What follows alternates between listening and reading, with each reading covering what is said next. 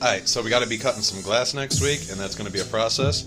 So I'm going to do a little bit of cutting on my stones, and I'm going to clue you guys into it, show you here. Shwink. Boom. 3 stones. Alright. A, B, C. This is our shitty one. But they're all better than the factory surface at this point. Our biggest variance is about 0.0003, 3/10,000. Other side is still 0.0009. So just the edge of grade B. These are all basically grade A at this point, but not grade AA yet. This one is good. These two are a little bit bad. B is a little bit this way. This one's a little bit concave. So I'm going to do a grinding session with this one on the bottom and this one on the top, so that we give this one a little bit more this and this one a little bit more of this, so that we flatten it out between the two. So I start this out. I take my little fucking diamond grit. It's a water soluble mix. This is the 3rd grit in the mix. It's kind of pretty fine, so I'm getting a pretty good finish at this point. And I just take absolutely tiny little amounts of it at a time and smear them over the surface that I'm going to be working on. So I said this one, yeah, this one. I like to smear it on the bottom so that I'm not grinding, moving a lot of the material off the side, but it still goes pretty quick. And I just do this until I've got, a fair bit of it over the course of the surface. So because you're going to be doing this on glass over a small area, you're just going to be doing this onto the cutting surface that you're going to be grinding into that piece of glass instead of across the entire flat surface like I'm doing here. But I'm cutting the entire flat surface and you're just going to be cutting a little groove. So that is kind of the deal there. Going a little bit slow here. And it takes very little grit. You don't want to use too much grit because you're going to be making slurry, and as you make slurry, that slurry is going to be mixed with your grit, so it'll go to waste if you're using more than you need per cut. So you really just want enough to get the job done and produce enough slurry that you're not wasting your time.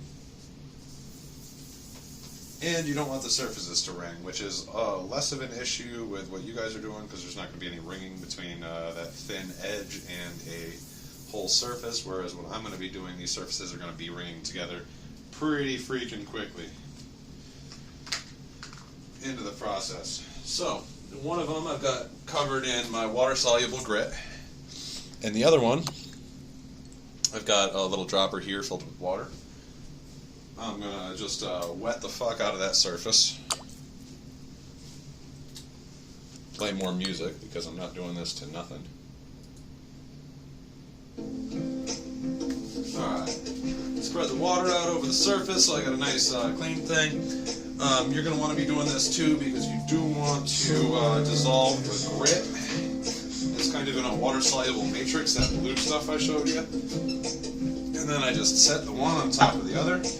Move it around to make sure that the grit gets nicely dissolved on the surfaces, and then just do a variety of movements. In this case, I'm doing a variety of movements because I want the cutting to be even, and I don't want any defects on one surface to be worked into the other, right? So I'm going to be doing a combination of back and forth strokes over the surface, side to side strokes over the surface, and of doing these in different orientations to each other, so that we're never cutting the same depth into the surface for more than a little bit of time. Plus, if you do that, you'll start ringing really bad really quickly.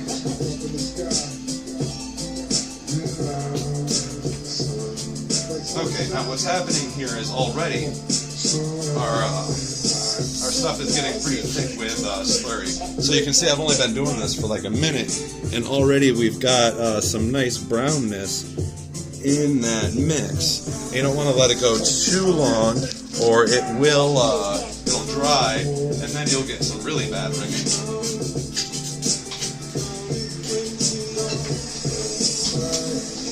Yeah, see, now, as it starts to get dry, it'll start to ring, because we've got all that slurry in there acting as a glue, and not enough water to act as lubricant. Alright, so what I'll do here is I'll pull this off to the side, pop it up, get a little bit more water, When I was working with a bigger grit, I could do this like 10, 15 times, but on this fine grit, I can only really add more water 2 or 3 times before it starts to just wring the surfaces together, not having any cutting power left anymore. Yeah, see, I'm already getting a little bit of wringing on this one, just a little bit. But you spread out that slurry enough, you get that grit mixed all well, and there we go. We got some good cutting again. Yeah.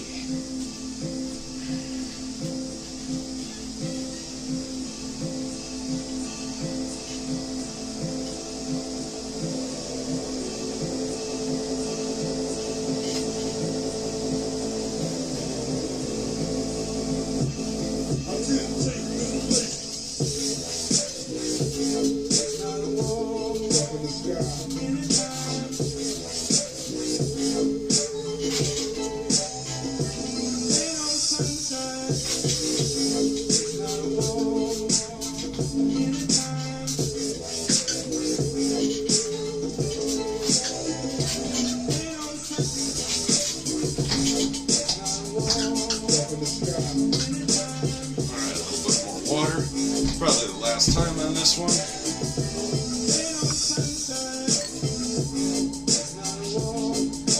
And you really got to feel where it's sticking, where it's slipping. At this level of flatness, a little bit of a ways into a grind, you'll actually find when top surface starts getting more concave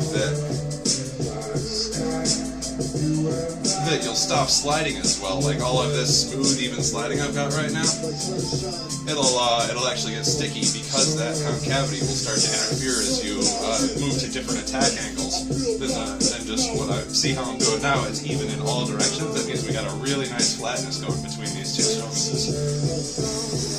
But if the top were to start getting concave, then we would start to see that in the sticking action. Woo. Yeah, like right there, I'm starting to get a little bit of stick on the corner. That means that we're probably starting to get slightly concave, so I'll just do a couple more swipes here all around, a couple different directions. Make sure we're nice and evened out.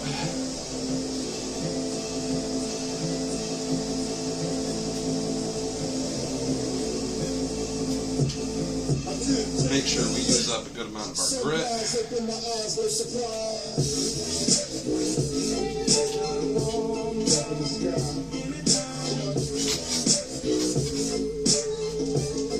Alright.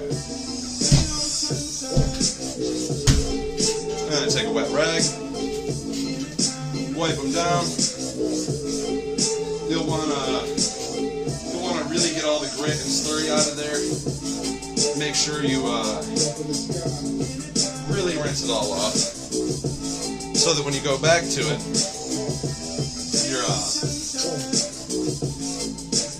you're not wasting your grit immediately putting it into a slurry, but getting a nice clean start, you know. So I wipe them both down. I wipe them with a dry rag. That's not going to be enough to get either of them actually clean. I'll usually wipe them down with my hands because I don't have any Kim wipes, and then I wash my hands repeatedly and just go back and wipe the powder off them. But step after step, that gets us to a smoother state, and that's the same kind of thing you'll do to cut through glass, although it'll be a lot quicker because instead of grinding a whole surface like this, you'll just be grinding a little slot in a piece of small material. So, you know, that's it's a bit of an overview. Hope you enjoyed. Peace. Enjoy your weekends.